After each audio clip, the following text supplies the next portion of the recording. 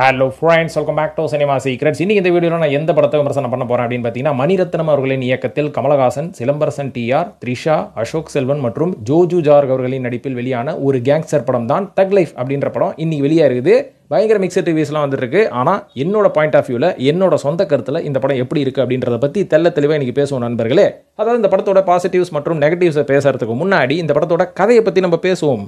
அதாவது இந்த படத்தோட கதை எப்படி ஆரம்பிக்குதுன்னு பார்த்தீங்கன்னா, ஏற்கனவே நாயகன் படத்தை பார்த்த பல பேருக்கு தெரிஞ்சிருக்கும். அதில் வந்து நம்ம கமலஹாசன் அவர்கள் ஒரு மிகப்பெரிய கேங்ஸ்டர் வேலு நாயக்கர் அப்படின்ற மாதிரி ஒரு கேரக்டர் பண்ணியிருப்பாரு. ஸோ அதே மாதிரி இதுவும் ஒரு மினி நாயகன் அப்படின்ற மாதிரி நான் சொல்லுவேன். எதனாலன்னு பார்த்தீங்கன்னா, பாம்பேவை சேர்ந்த வரதராஜ முதலியார் அவரோட கதையை தழுவி எடுக்கப்பட்ட படம் தான் நாயகன் அப்படின்ற மாதிரி சொன்னாங்க. வரதராஜ முதலியார் என்றவர் ஒரு முன்னாள் கேங்ஸ்டர். இவரை பற்றின கதை தான் நாயகன் அப்படின்ற மாதிரி மணிரத்னம் அவர்களை தவிர எல்லாருமே அந்த காலகட்டத்தில் கூப்பாடு போட்டுட்டு இருந்தாங்க.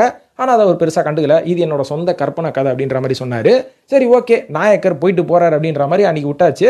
ஸோ இன்னைக்கு சக்திவேல் நாயக்கர் அப்படின்ற மாதிரி இந்த படத்தில் ஒரு கேரக்டர் வராரு பார்த்தீங்களா, கமலஹாசன் அவர்கள். இவரும் பார்த்தீங்கன்னா, நான் காயல்பட்டினத்துக்காரன் அப்படின்ற மாதிரி சீனு சொல்லிக்கிட்டே இருக்காரு. ஸோ இதுல இருந்தே தெரிஞ்சு போச்சு, எப்பா போதும்பா, இதுக்கு மேலே இந்த ஊர் பேரை சொல்லாத, இதுவும் நாயகன் மாதிரி அப்படின்ற மாதிரி நாங்கள் புரிஞ்சுப்போம் அப்படின்ற மாதிரி ஆடியன்ஸே காம்ப்ரமைஸ் ஆயிட்டாங்க. ஸோ இந்த மாதிரி போயிட்டு இருக்கும் போது படம் எப்படி ஆரம்பிக்குதுன்னு பார்த்தீங்கன்னா, ஒரு ஃப்ளாஷ்பேக்கில் போகுது. கிட்டத்தட்ட 20 வருடங்களுக்கு முன்னாடி அப்படின்ற மாதிரி கமலஹாசன் அவர்கள் ரொம்ப எங்கே இருக்காரு. ஏஐ எல்லாம் பண்ணி கமல் அவர்களை நல்லா தகன்னு விஸ்வரூபம் கமல் மாதிரி ஆக்கி வச்சிருக்காங்க. அந்த கமல் என்ன பண்றாரு, அவங்க கேங்கோட சேர்ந்து ஒரு ஷூட் அவுட் ஒன்று நடக்குது. அந்த ஷூட் அவுட்ல ஒரு பேப்பர் போடுறவர் செத்து போயிடுறாரு. செத்து போனதுக்கு அப்புறம் அந்த பேப்பர் போடுறவருக்கு 2 பசங்க இருக்கிறாங்க, ஒரு ஆம்பளை பையன் ஒரு பொம்பளை பொண்ணு. இவங்க 2 பேரும் பார்த்தீங்கன்னா அந்த இடத்துல பேப்பர் போடுறாங்க. அதுக்கப்புறம் பரிதாபப்பட்டு கமலஹாசன் என்ன பண்றாரு, ஐயோ பாவம் பா, இவனை சுட்டுட்டீங்களடா, அதனால இவனோட பையனை நான் எடுத்து வளர்க்குறேன் அப்படின்ற மாதிரி அந்த சின்ன பையனை எடுத்துட்டு போய் வளர்க்குறாரு. அந்த சின்ன பையன் தான் சிலம்பரசன் டிஆர். பெருசா வளர்ந்துடுறாரு. வளர்ந்ததுக்கு அப்புறம் நம்ம கமல் அவர்கள் செய்யக்கூடிய எல்லா அடாவடித்தனத்துக்கும் எல்லா கேங்ஸ்டர் வேலையும் இவரே கூட நின்று ரைட் ஹேண்ட் மாதிரி வேலை செஞ்சு நிற்கிறாரு. இந்த மாதிரி செய்யும் போது கமல் அவர்களோட ஃபேமிலிக்குள்ள ஒரு சின்ன பிரச்சனை வந்துருது. அதனால கமல் அவர்கள் ஜெயிலுக்கு போக வேண்டிய ஒரு கட்டாயத்துக்கு போறாரு. அந்த மாதிரி போகும்போது, இனிமேல் நான் நாயக்கர் கிடையாது, சிலம்பரசன் தான் நாயக்கர் அப்படின்ற மாதிரி அவரோட போட்டுன்னு இருந்த வாட்சை கைட்டி கொடுக்குறாரு. அதாவது கோட்டு படத்தில் எப்படி தளபதி வந்து துப்பாக்கியை தூக்கி நம்ம சிலம்பரசனா யாராவது சிவகார்த்திகேயன் கிட்ட கொடுப்பாரு, அது மாதிரி இவரோட பொறுப்பை இவர் சிம்பு கிட்ட கொடுத்துட்டு போறாரு. அதுல இருந்து நீங்க புரிஞ்சுவாங்க, அடுத்த கமலஹாசன் சிலம்பரசன் டிஆர் தான்ப்பா. ஸோ இந்த மாதிரி பொறுப்பு வந்ததுக்கப்புறமா சிலம்பரசன் அவர்கள் ரியல் லைஃப்லேயே என்ன பண்ணுவார் அப்படின்ற மாதிரி வேணும்னே வச்சு செஞ்சுட்டாங்களா, சர்க்காசமா அப்படின்ற மாதிரி நம்மளுக்கு தெரியல. ஏன்னா இதுக்கப்புறம் தான் சிலம்பரசன் அவர்களோட புத்தி எல்லாமே மாறுது. என்னன்னா நெகட்டிவை நோக்கி சென்று கொண்டு இருக்கிறது. எப்படின்னு பார்த்தீங்கன்னா, இவர் வந்து ஒரு கேங்ஸ்டராக ஆயிட்டாரு. ஆனால் கமல் கூட இருந்த பல பேருக்கு வந்து இது பிடிக்கல. ஏன்னா இங்கே இருக்கிற அரசியல் கட்சிகள் மாதிரி, ஏன்டா நானும் உங்க கூட 20-30 வருஷம் இருந்துட்டு இருக்கிறேன், ஆனால் டக்குன்னு உன் வளர்ப்பு மகனுக்கு தூக்கி கொடுத்துட்ட பற்றியா பொறுப்பை அப்படின்ற மாதிரி கூட இருக்கிறவங்களாம் செம காண்டாயிடுறாங்க. இதுல இருந்தே தெரியுது, கமல் அவர்கள் சூட்சமமாக அரசியல் விமர்சகமும் உள்ளே பண்ணியிருக்கிறார் அப்படின்ற மாதிரி தெரியப்படுது. அதுக்கப்புறம் கூட இருக்கிற அத்தனை பேரும் கமல் அவர்களுக்கு அகெயின்ஸ்டா மாறுறாங்க. ஏன்பா நீ இப்படிலாம் பண்ணுவியா, துரோகம் பண்ணிட்டியா, இரு நீ எவனை வளர்த்தியோ அவனை வச்சு உன்னை காலி பண்ணுறேன்னு சொல்லி சிலம்பரசன் அவர்களுக்கு பிரெயின் வாஷ்லாம் பண்ணி, இங்கே பாரு உங்கள் அப்பனை எவன் கொண்டா தெரியுமா, இவன் தான் கொண்டா, கடைசியில் கொண்டுட்டு உன்னையே வளர்த்து உங்ககிட்டே பொறுப்பு கொடுத்து ரவுடி ஆகிட்டான் பற்றியா உன்னை அப்படின்ற மாதிரி பழைய கதையெல்லாம் சொல்லி சிலம்பரசன் அவர்களுக்கு பிரெயின் வாஷ் எல்லாம் பண்ணதுக்கப்புறம், இத்தனை வருஷம் என்னடா பண்ணியிருந்தீங்க, கூட தானே இருந்த, அப்போ சொல்லியிருக்கலாம்லடா, இப்போ ஏன்டா சொல்கிறீங்க அப்படின்னு கொஞ்சம் கூட காமன் சென்ஸ் இல்லாமல் சிலம்பரசனும் இவங்க கூட சேர்ந்து கமல் அவர்களை கொல்றதுக்கு பிளான் பண்ணுறாரு. கடைசியில் பார்த்தீங்கன்னா இவங்க எல்லாருமே ஒரு ஃபேமிலி ட்ரிப்பு போகும்போது கமலை தூக்கின்னு போய் சொருகிடுறானுங்க, மலையில இருந்து கீழே தள்ளி கொண்டுடுறானுங்க. இதுக்கப்புறமா கமல் அவர்கள் செகண்ட் ஹாஃப்ல என்ன பண்ணுறாருன்னு பார்த்தீங்கன்னா, அங்கேருந்து கிளம்பி போய் ஒரு போதி தர்மர்கிட்ட போய் கராத்தே கும்ஃபூலாம் கற்றுக்கிட்டு இதோ பழி வாங்க வரண்டா அப்படின்ற மாதிரி கிளம்பி மறுபடியும் டெல்லிக்கு வராரு. வந்ததுக்கப்புறம் இவங்க எல்லாரையும் பழி வாங்கினாரா, அதுக்கப்புறம் நாயக்கர் வந்து அந்த ராஜாங்கத்தில் உட்கார்ந்தாரா அப்படின்றது தான் இந்த படத்தோட மீதி கதையே. ஸோ இந்த படத்தோட கதை என்னதான் ஓரளவுக்கு சுமாராக இருந்தாலும், இந்த படம் வந்து எப்படி இருக்குது, இந்த படத்தோட பாசிட்டிவ்ஸ் என்ன அப்படின்னு பார்த்தீங்கன்னா, எனக்கு பிடித்த முதல் பாசிட்டிவ் இந்த படத்தோட விஷுவல் தான். ரவி கே சந்திரன் அவர்கள் இந்த படத்தோட சினிமாட்டோகிராஃபி ஒர்க் பண்ணியிருக்காரு. பார்க்கும் போதே இந்த விஷுவலுக்காகவே இந்த படத்தில் கதை இல்லைனா கூட பார்த்துக்கிட்டே இருக்கலாம் அப்படின்ற மாதிரி தோணுது. வேற மாதிரி இருக்குது விஷுவல்ஸு. இது மட்டும் இல்லாமல் கமல் அவர்களோட அந்த ஓப்பனிங் சீன் ஆல்ரெடி சொன்ன பார்த்தீங்களா, விஸ்வரூபம் கமல் மாதிரி இருக்காரு, அந்த மாதிரி ஏஐ பண்ணி ரொம்ப அழகாக பண்ணியிருக்கிறாங்க. இதுக்கு முன்னாடி கோட்டு படத்தில் அந்த ஏஐ சொதப்பின மாதிரி இதில் சொதப்பில் ரொம்பவே நல்லாவே இருந்தது. இது மட்டும் இல்லாமல் ஃபர்ஸ்ட் ஹாஃப் வந்து நகர்ந்ததே தெரில, கிட்டத்தட்ட 1.5 மணி நேரம் ஃபர்ஸ்ட் ஹாஃபே ஓடிடுச்சுன்னு நினைக்கிறேன். அவ்வளோ ஃபாஸ்ட்டாக இருந்தது ஸ்க்ரீன் பிளே. நம்ம மணிரத்னம் படத்தில் தான் உட்காந்துருக்குமா, இவ்வளோ ஃபாஸ்ட்டாக இருக்குது அப்படின்ற மாதிரி யோசிக்க தோணுச்சு.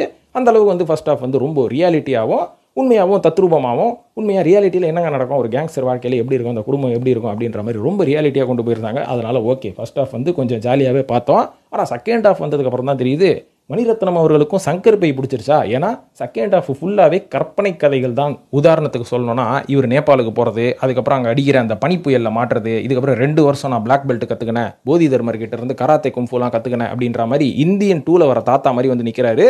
இது வந்து இந்தியன் 2 படமா? ஐயோ, செகண்ட் ஹாஃப் ஃபுல்லாக இந்தியன் 2 மாதிரி வச்சு அட்வைஸ் பண்ணி சாவடிக்க போறீங்களா அப்படின்ற மாதிரி கொஞ்சம் பயம் வந்துருச்சு. இது வந்து மணிரத்னம் படமானே தெரியல. ஏன்னா சங்கரும் ஆதிக் ரவிச்சந்திரனும் கலந்து ஒரு கற்பனை கதை எடுத்தால் எப்படி இருக்கும் அப்படின்ற மாதிரி தான் செகண்ட் ஹாஃப் ஃபுல்லாக படம் போயிட்டு இருந்தது. இதுக்கப்புறம் தான் ஒரு விஷயம் தெரிய வந்தது. அதாவது சிம்பு அவர்கள் கமல் அவர்களை பழி வாங்குறதுக்கு முக்கியமான காரணம், கமல் அவர்கள் சிம்பு அவர்களோட தந்தையை கொண்டுட்டார் அப்படின்ற ஒரு காரணம் மட்டும் இல்லை, இவர் கிரஷ் வச்சிருந்த த்ரிஷாவை கமல் அவர்கள் உஷார் பண்ணிட்டாரு அப்படின்ற ஒரு காரணமும் கூட தான். இதையும் தாண்டி அசோக் செல்வனுக்கு ஒரு மிகப்பெரிய ஒரு நல்ல ஒரு டேர்னிங் பாயிண்ட் இந்த படம் மூலியமாக கிடைக்கும் அப்படின்னு பார்த்தா செமையா டம்மி பண்ணிட்டாங்க அவரோட கேரக்டரை. இதனால தான் ஜெயம் ரவி அவர்கள் ஓடி போயிட்டாருன்னு நினைக்கிறேன். இவர் இதனால் ஓடி போயிட்டாரா இல்லை பொண்டாட்டி டார்ச்சர் தாங்காமல் ஓடி போயிட்டாரா அப்படின்றது வந்து நம்மளுக்கு தெரியல. கொஞ்சம் குழப்பமாக தான் இருக்குதுங்க அது கூட. இதையும் தாண்டி ஏற்கனவே சொன்ன பார்த்தீங்களா, ஏகப்பட்ட கற்பனை அப்படின்ற மாதிரி சிம்பு அவர்களும் பார்த்தீங்கன்னா கமல் அவர்களை கொன்ன 2 வருஷத்தில் பயங்கர பிக் ஷாட் ஆகிடுவார். அதாவது கிட்ட எப்படி சொல்கிறதுனா, அந்த லண்டனுக்கு 7,000 கோடி கடன் வாங்கிட்டு ஓடி போனார் பார்த்தீங்களா, இவரை மாதிரி பிரைவேட் ஜெட்டையும் தாண்டி பிரைவேட் யாக்டெல்லாம் வச்சிருக்கிறாரு சிம்பு அவர்கள். ஆனால் 20 வருஷம் அதே டெல்லியில் கேங்ஸ்டர் வேலை பார்த்துருந்ததை நம்ம கமல் அவர்கள் பழைய BMW தான் ஓட்டுனுகிறாரு.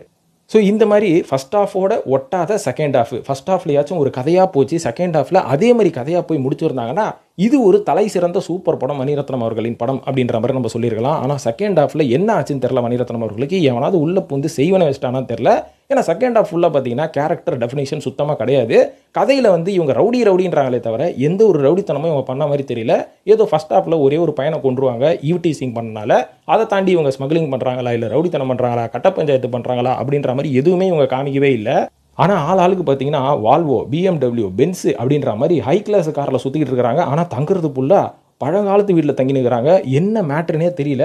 ஆனால் எதுவுமே தெரியல. நாயகன் படத்துலையாச்சும் சின்னதுலேருந்து பெருசாக வளர்கிற வரைக்கும் எப்படி அவரோட டிரான்ஸ்ஃபர்மேஷன் இருந்ததுன்னு காமிச்சாங்க. ஆனால் இதில் சுத்தமாக காமிக்கவே இல்லை.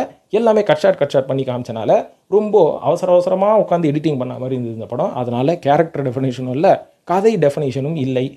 இருந்தாலும் இந்த படத்தை எதனால் பார்க்கலாம், ஓவராலாக எதனால் பார்க்கலாம் அப்படின்னு கேட்டிங்கன்னா, நல்ல விஷுவலு, செகண்ட் ஹாஃபில் லாஜிக்கல்னா கூட பரவாயில்லைங்க, நான் பார்ப்பேன், ஜாலியாக பார்ப்பேன் அப்படின்னு நினைக்கலாம். கமலோட ஆக்டிங் பிடிச்சவங்க பார்க்கலாம், சிலம்பரசன் அவர்களோட ஸ்க்ரீன் பிரசன்ஸ் பிடிச்சவங்க பார்க்கலாம். வழங்கும் போல் மணிரத்னம் அவர்களோட ஸ்டைல் ஆஃப் மேக்கிங், இந்த பொன்னியின் செல்வன் வந்தப்போ மணிரத்னம் காணா போயிட்டாருன்னு நினச்சேன்.